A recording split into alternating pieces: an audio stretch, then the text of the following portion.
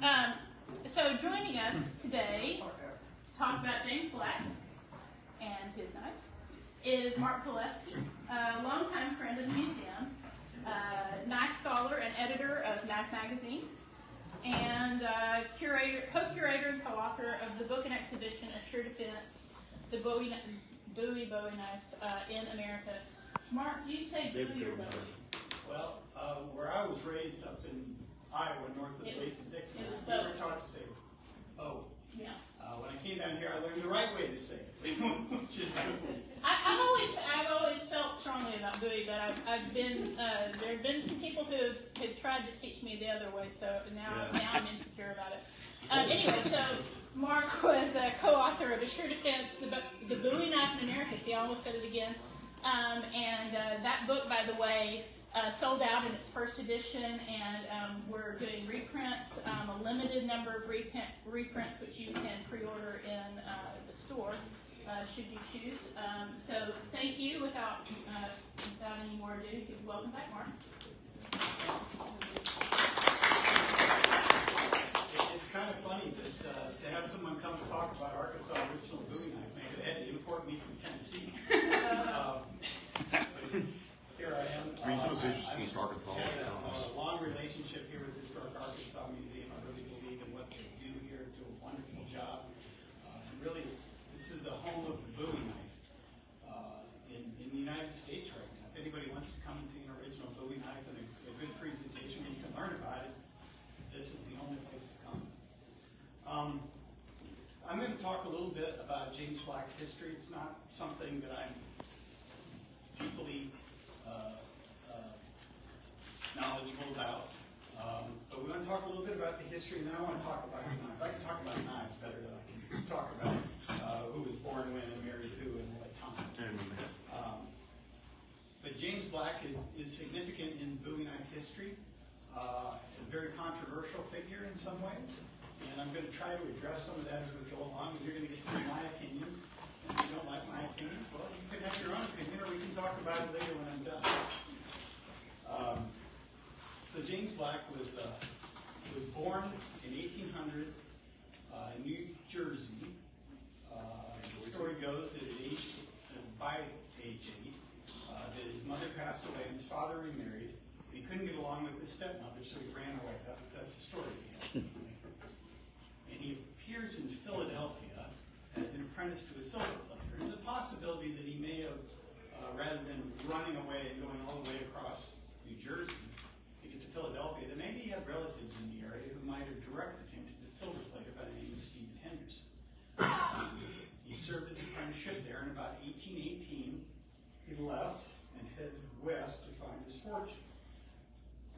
Now, I don't have any kind of a pointer here, but if you look at on the left side here, we have sort of the river course in America, and east of Pittsburgh is Philadelphia. You would have probably taken the overland route to Pittsburgh and take the Ohio River down to the Mississippi River and all the way down to New Orleans in the bottom corner. This is approximately 1818. In 1818 or so, he lands in a place called Bayou Sara. Now you got New Orleans at the Gulf.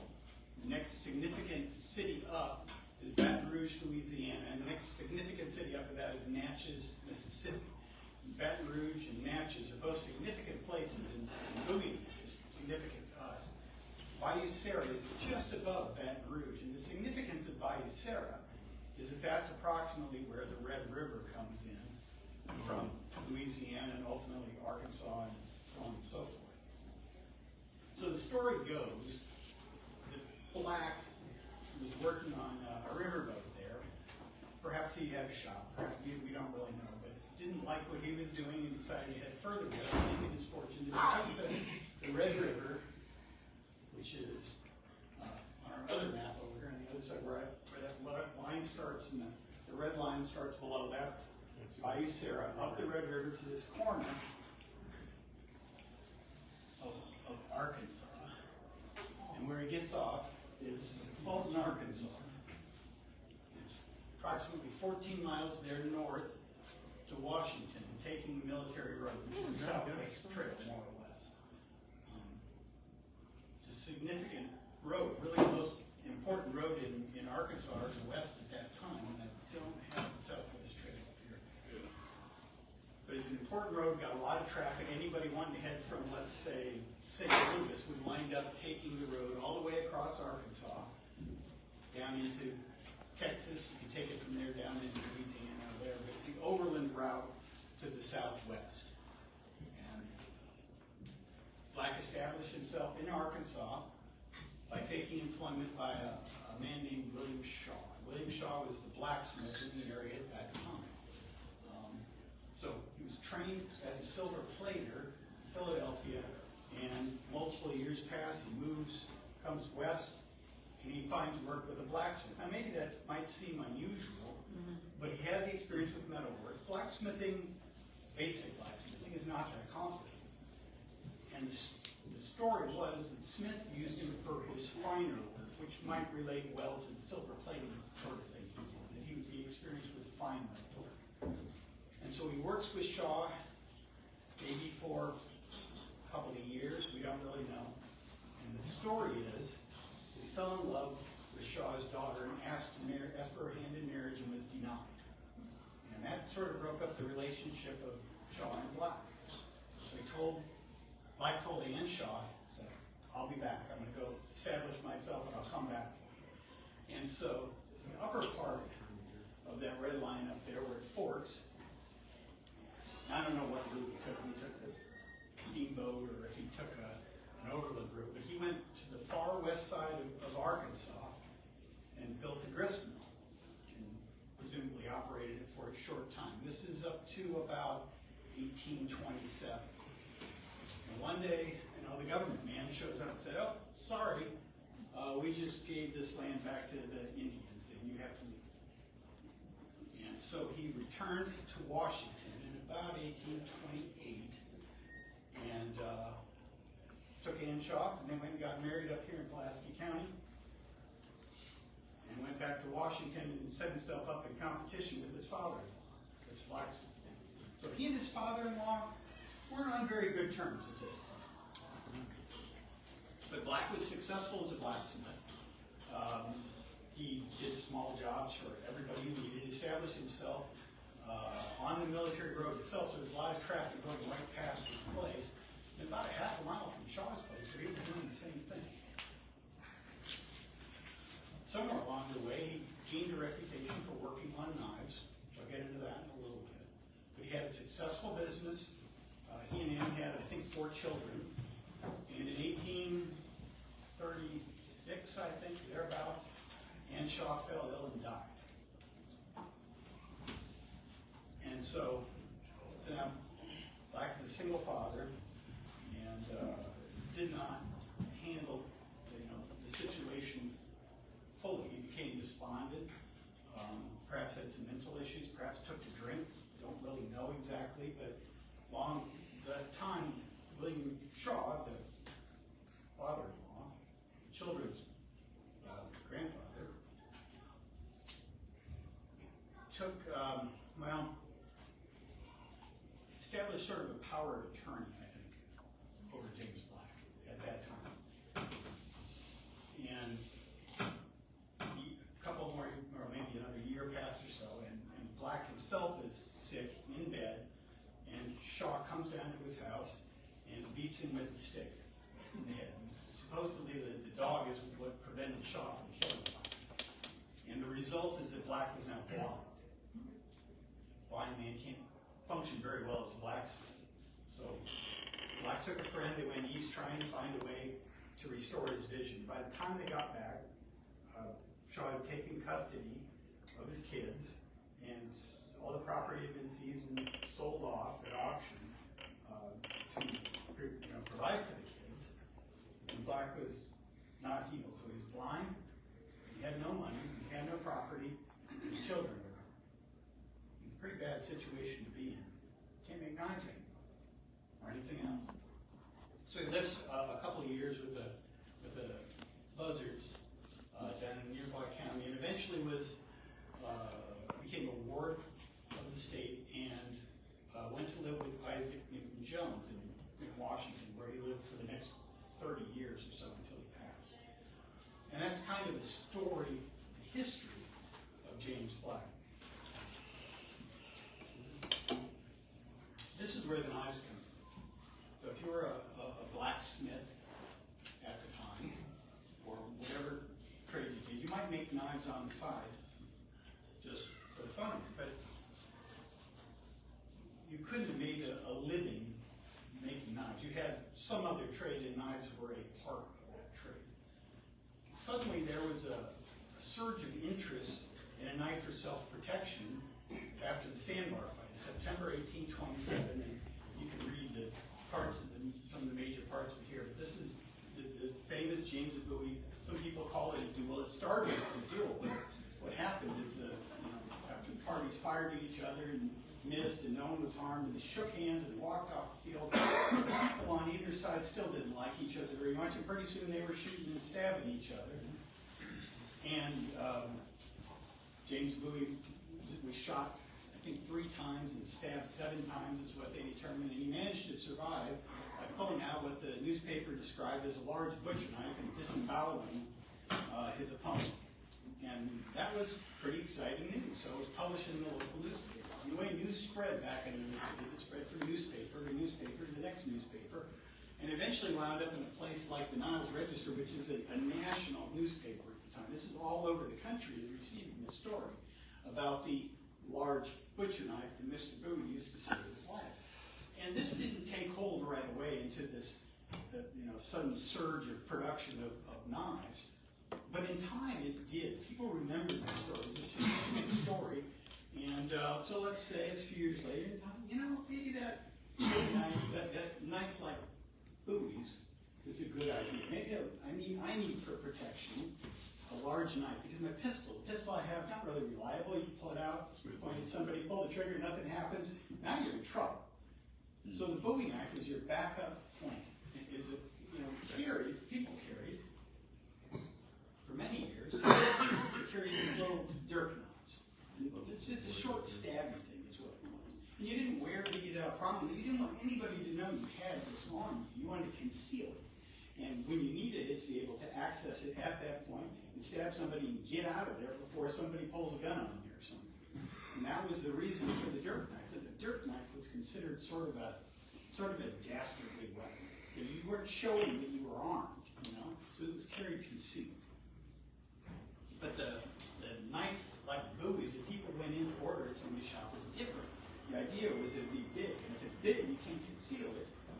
So you have it displayed prominently, and if you're going to display it prominently, you don't want it to be ugly.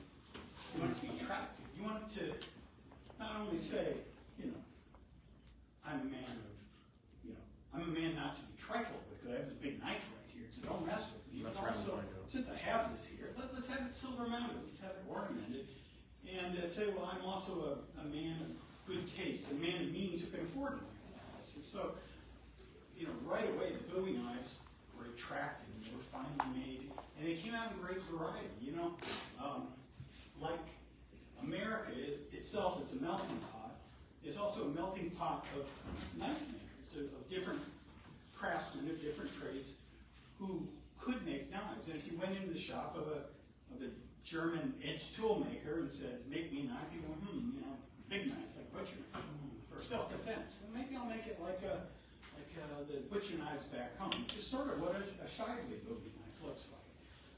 Or, if you went to someone who had Spanish heritage, they might pull something out that looks sort of like a Spanish dirk, Mediterranean dirk. And so, all of a sudden, these large knives from the newspaper story, which wasn't ever illustrated, these stories were never illustrated, they came up with their own idea based on that description of what a Bowie knife should look like. And so this happened all over the country in little shops, and people made knives to fulfill this need. This is early 1830s. And James Black was one of them. But he was an interesting one, particularly interesting. Let's get into that. So these are some difficult questions here, really. That a lot of the stories back in the 1800s and the early 1900s talk about who made the Bowie, who invented the Bowie. What does that mean? Well, you would think that maybe the guy who invented the Bowie knife was not, say, James Bowie, who pulled it out and stab somebody with it, but maybe that's the guy who made the first Bowie knife. So what is the first Bowie knife? That seems like a simple question, but it's a harder question than it might seem like at first glance. So, I mean, you might ask yourself, what's the first Bowie knife? Is it that knife in the story on the sandbar in 1827, the knife that reason Bowie later claimed to have made it? Said, you know, this knife was intended for hunting, but my brother carried it for protection, and when the circumstances, you know, called upon, he pulled it out and he used it as a weapon and defended himself. Is that the first Bowie knife? You know, because if it is, reason Bowie claimed to have made it, and we don't believe that Reason ever got his hands that dirty, but probably the blacksmith on Reason's plantation did. His name was Jesse Cliff. So that seems like a reasonable candidate for the first Bowie knife. James Bowie was in a fight in 1825 where he tried to use a knife on the same guy, actually, on the North right, and he eventually disemboweled. That was a folding knife that he had in his pocket on that day. I'll take questions afterwards. Okay, I was just... I'm kind of on a roll. All right. As much as I'm going to get on. So you could even consider that the first Bowie knife, or maybe the first Bowie knife is the first time somebody calls a knife a Bowie knife, right? We don't even know really when that was, but in print that didn't happen. You know, 1827 was the sandbar fight. We don't really see the term Bowie knife come into use until early 1835, at least not on a knife that we recognize as Bowie knife. In 1834, we have them talk about a knife that we know is a Bowie knife, and they call it a Crockett knife. And it makes sense to me. So what is the first Bowie knife? Well, if it's a sandbar knife, James Black didn't make that, I don't think, because in 1827, and probably 26, and probably 25, he's in West Arkansas running a grist mill. So I don't think that would be the case. But let's say right after the sandbar, or maybe a couple of years after the sandbar fight, Jim Bowie is in his various travels, making his various deals, and he goes down the military road to Washington. Perfectly reasonable. All the stories seem to point back to December 1830 as a date when James Black might have made a knife for Jim Bowie. Plausible. Maybe that's the first Bowie knife. Maybe it's a knife that Bowie replaced his original knife at the sandbar fight. You want to call that the first Bowie knife? I guess I'm not going to argue with you. It's a possibility. So a lot of the did James Black invent the Bowie knife is a matter of how you perceive the first Bowie knife. What is that to you? And it's fuzzy. There's a lot of room for interpretation. Did he make a knife for Reason Bowie? I'll get to that one in just a little bit. So here's a couple of knives that actually have interesting associations. This knife has no direct tie to anybody. Okay, I'm sorry it doesn't. On it, Bowie number 1. What does that mean? Well, we know this because the material we have a historical association, but we have no idea.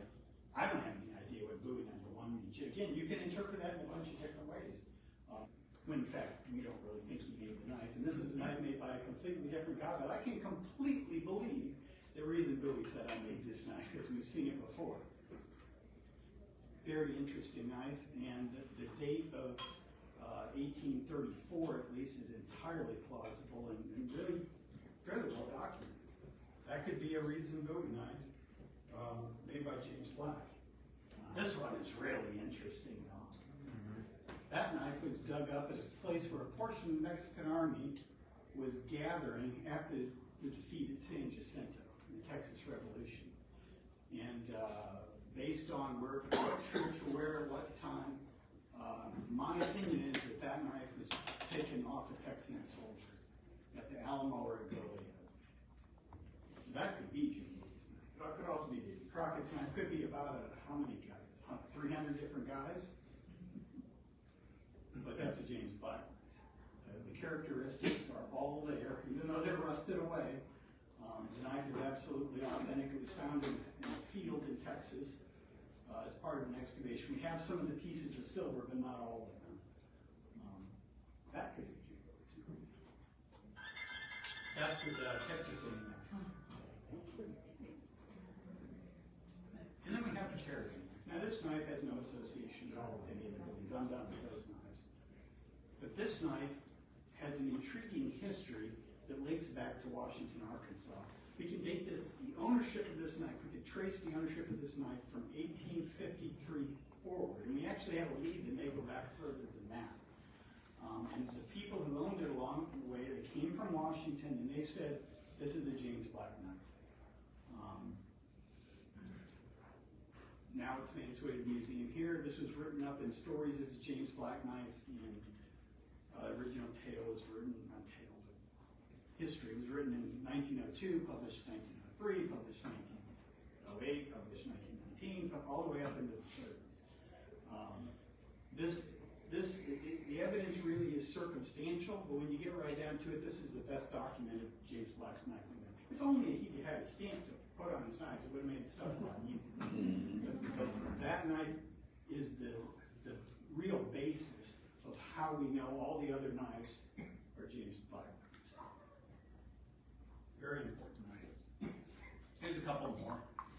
One in a private collection and one historic Arkansas. Again, displayed all over there in the gallery. I just saw it earlier. But there was a lot of variety in the knives he made in the details, but not in the specific construction. So we might have I should have brought up one here. We might have a ricasso wrap on this one, but not on this one. Might have firework on the spine here, but not here. Silver plating on different areas. But when you look at them, it's sort of evident that that either the same person made them or somebody's making a very close copy. And from studying these knives, there are details in their construction that you couldn't even know unless you were the man who made it. So, those are both James Black knives by association. Here's another one. It's said that he made knives from $5 to $50. And again, we don't know where that comes from, if it's really true or not. This would be closer to a $5. Maybe it's $15.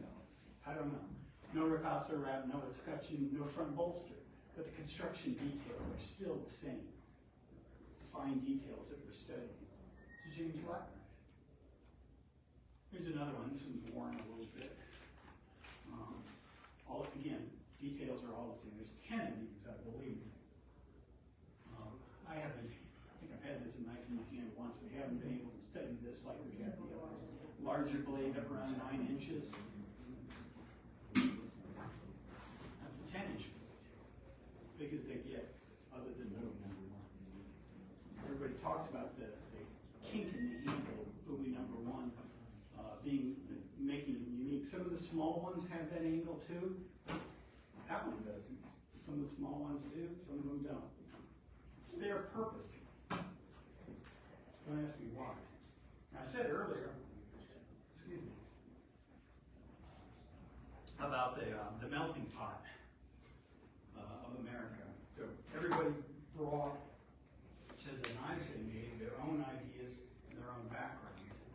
And people wonder where the coffin came from. If there's some sort of morbid association with the knives. And maybe it was, but popular around 1800, 1820, 1790, is this particular style of spoon in the East Coast of Boston, New York, Philadelphia, where he was working.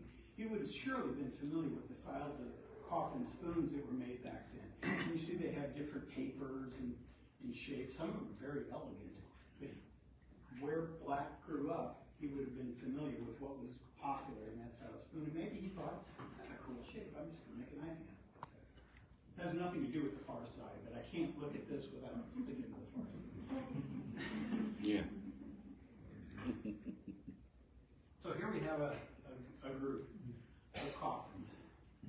All these are girdless coffin knives associated with the South. From the left, 1, 2, 3, 4, those are all knives you've already seen. Those are Kerrigan style James Black knives. Now the two on the right are different. Those are also in this photo was taken during the production of the Sure Defense book from the exhibit we did here. And the two on the right are a different style, what we call a heart coffin. I'm going to show you in a little bit why we call them heart coffins. But they have an interesting association with Washington, Arkansas too, if not James Black. So this daguerreotype is also here at the museum. And you see we have two fellows with knives holding them out real prominently. And the family history with it is that one is James Black and the other is Jacob Buzzard. Traditionally, the family says the guy on the right is Black, and the guy on the left is Buzzard. I believe that that's the opposite, and a lot of other people do too. You look at the knives in their hand, and there's some differences here. You can see from just the end of the pommel sticking out, the fellow on the left seems to have sort of a staggered pin orientation, kind of like the Kerrigan style knife. And the fellow on the right, we've got some sort of a symmetrical pin pattern, no long taper to the handle, the end of it is scutcheon sticking out. Looks like a heart coffin knife. The Kerrigan style and a heart coffin. Show a close-up of the guy on the right. When you scan this at really high resolution and blow it up, you can find these features in the blades of the heart coffin knife in the photo. There's a notch up at the top, and it's undercut, which I'll show in just a second. And then it goes into a convex portion of a false edge, and then a flat ground portion. And you can see the notch, and you can see where it breaks. This may not show up as with the kind of definition I've got, but that's a heart coffin. So then we ask, this daguerreotype was photographed, we believe, in 1842 in the courthouse in Washington, Arkansas. And one of the guys is Black, and the other guy is Jacob Buzzard. What does that mean? And we get, again, back to what does this mean? I don't know what it means. Is it a Black endorsing this other style of knife, the heart coffin? Clearly they're friends. This like Black saying, I made this style knife, this is mine, and my friend is continuing on what I did. I don't know. Maybe more research will help determine that. But we know there's two knives, and those two gentlemen were together in the courthouse in Washington, Arkansas in 1842.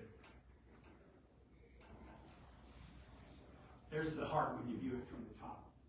See the notch below, and then it's undercut on a convex false edge, which forms a heart shape. So it's a signature of sorts. The Black signature, I don't know.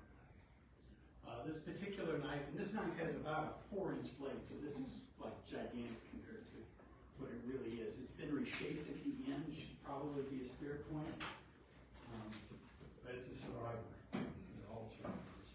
Here's another one. This one's more decorative than most, but that's the correct blade shape with the notch and false edge the way they did them. This one is really interesting. I wish we had good photos of it, but the knife was stolen in the late 70s, and we don't know where it is. It hasn't turned up since. But this is a heart coffin style knife. It turned up,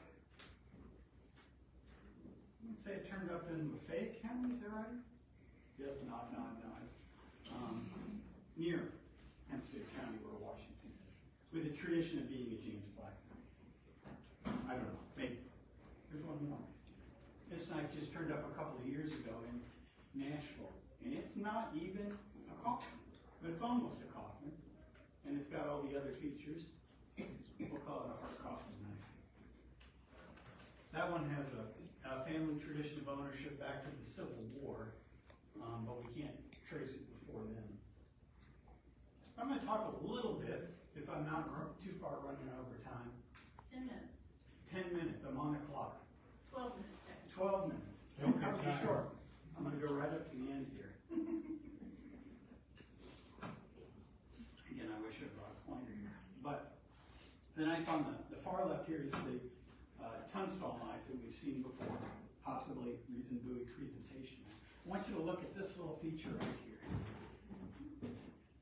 The end of the escutcheon. It's got kind of an in-cut shape, unlike all the other knives of Kerrigan type. This knife was given to Kellogg for his trip to Cincinnati, where he had his business established, and he had $15,000 in cash on him in 1834, and needed a weapon and didn't have sufficient weapons at his time. He was given this knife for his trip, in particular the overland part of the trip that he was on the military road. This knife was presented to him in Batesville, Arkansas, which is on the military road as he was headed north to go and ultimately get on the Ohio River to Cincinnati. And so he gets to Cincinnati and establishes his business, and several blocks away is the firm of Marks and Green surgical instrument makers. And there's the escutcheon on their knife. And they're advertising knives of this type in 1835. I think they saw that knife and copied it and made it their own. You still got silver wrap at the pommel. The tang is plated, although using a different technique than black did.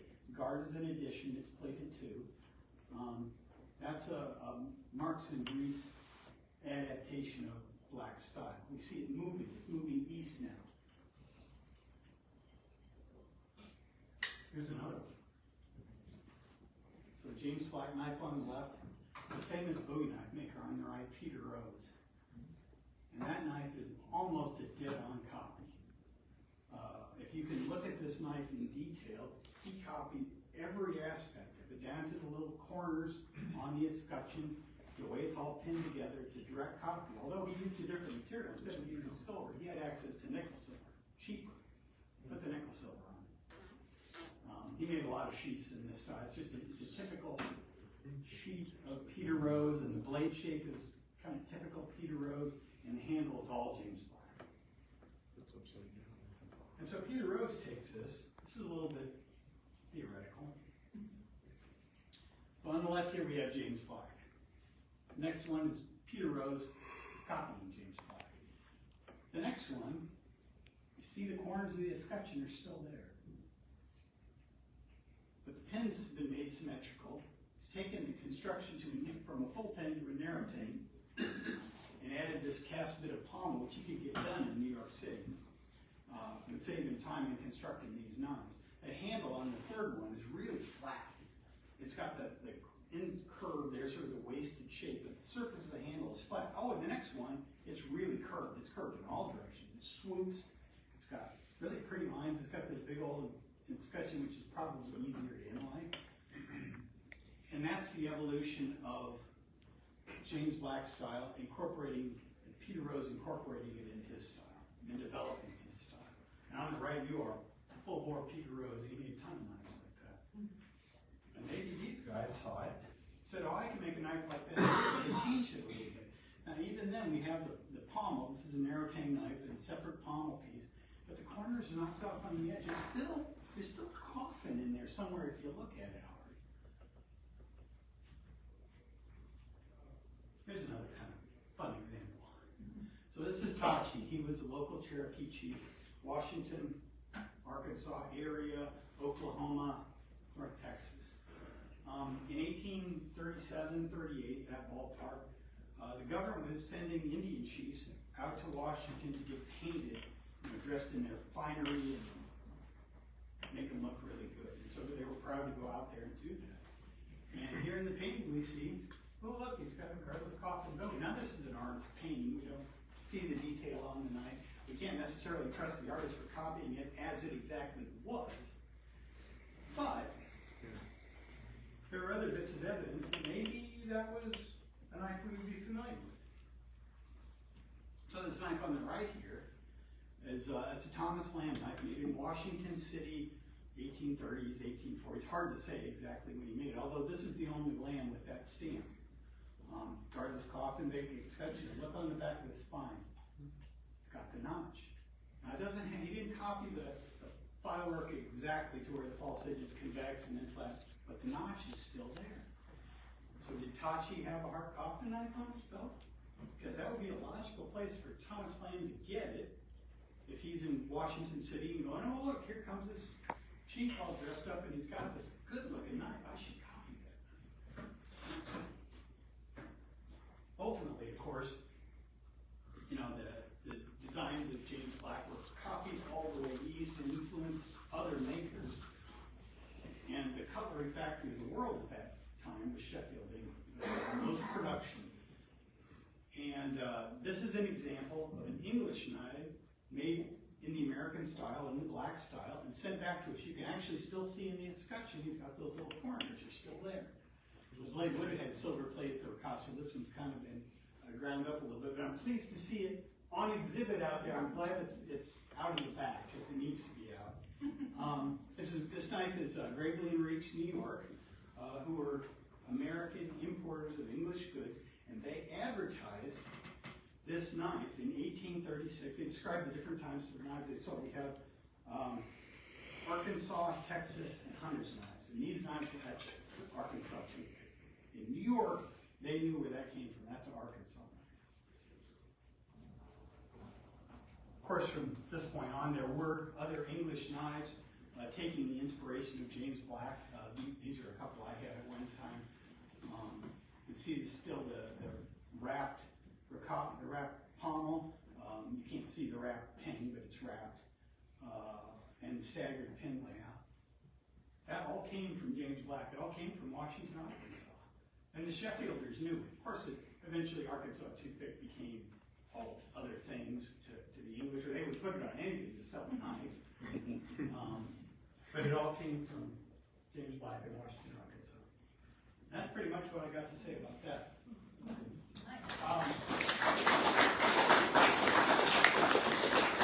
So do I have like 30 seconds for questions? 5 minutes. Yes. Just one quick question.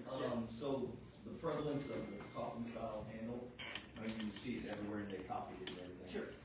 The reason behind that, I mean, there's all kinds of handles they could have used. Why? Was it for indexing or what was it for? Why do you think they used it? Well, I don't know. I mean, sometimes the knife makers were making things because they thought it was a good practical thing, and sometimes they just thought, yeah, that's cool, somebody will buy that. We still do that today, right? Yeah. I think he was inspired by the shape of the spoons at the time, and it was familiar, and he just adapted it into that shape for whatever. It really is a pretty good style of handle. Why exactly he chose it, I think we're only speculating. I'm saying that he created knives that way because that was his background, that he had that in his DNA when he went to Washington and he started making knives. What should I make? Oh, I'll make one like this. That's what I think. Okay. Yeah, so a couple things about what would be the first Bowie knife, and all these copycats. Mm-hmm. What if they just all? I mean, have you guys ever heard of convergent evolution before?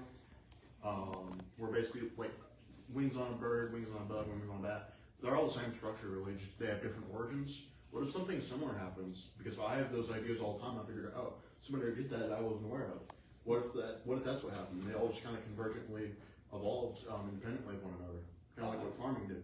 I think that's what happened with the Bowie knife. There's an author in the early 60s, his name is Virgil Baugh, and he wrote a book called Rendezvous with the Alamo, and his phrase, it's a good phrase, see if I can remember it. Bowie knives, I can't remember the whole phrase, it started out, Bowie knives are a collective invention. I really like that phrase. Exactly. Collective invention.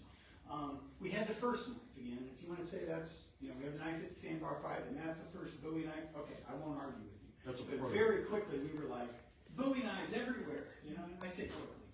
Really, it took a few years, 1831, 32, 33. By 33, we know that they were making knives that looked like Bowies, even though they weren't calling them Bowies yet. And also the sandbar knife, I guess you could call that like the proto-Bowie knife. Like they evolved gradually. So if like you could have like a bunch of images and stuff, and we could probably come up with an evolution of the Bowie knife kind of thing, where it's like splits off of like like clays and stuff, like different offshoots. You might get like the really big Bowie knife, like they have right there, or like a smaller one, or like a medium size, like the Tachi knife, or like a big one like that, because it's still evolving. Sure. Oh, absolutely. Except the real problem is that we don't know what the Sandbar 5 really looked like. We know what Reason said 10 years later. He said it's 9-inch blade and straight back. But if we have the Sandbar knife today, we don't know. So a lot of people who claim they have it, but I don't believe any of them. Guess you could carve them if there's like blood, like remnant blood stains on it. You could probably carve them. I think that's been cleaned off a long time ago. Yeah, that's a good point. 1 minute, Mark. Okay. Didn't Rinsey also get involved with Jim to come up with a knife to take the black, and then black made his choice that he thought was better? That story goes back a long ways. The problem is that I had a whole section here, and I could talk for another hour about how the black story evolved and was preserved and then vanished, and there's like whole other black tragedies after this, how the story was lost along the way. And that's a story that we really can't verify. There's no way to verify it other than taking it as far back as we can. I don't even know how far back that goes.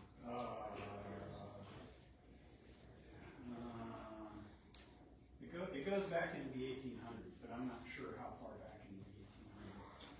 And like a lot of things black, we will probably never know. But we're going to keep trying to figure it out. And maybe one day I'll come back here and say, we solved it. I kind of doubt that. I do too. Yeah, how far back does a clip point blade go? Oh, at least the 1500s. 1500? Yeah. And the advantage, I would assume, is that you've got a large slicing area and a very effective thrusting point also.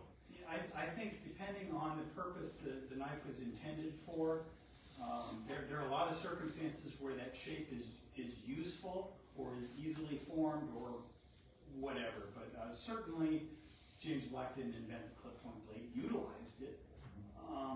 He may have put it in a different form, but other cutlers were doing it too at about the same time. I don't know if I exactly said that, but to me, James Black was an early Bowie maker. He was an influential Bowie knife maker. Inventor of the Bowie? I don't know, maybe. Inventor of the clip point or a cross guard or whatever. Probably. But those are all things we can consider and take as part of the lore of the Bowie knife and try to figure out the truth as we keep moving along. You better cut me off. Okay, I'm cutting you off. Thank you so much.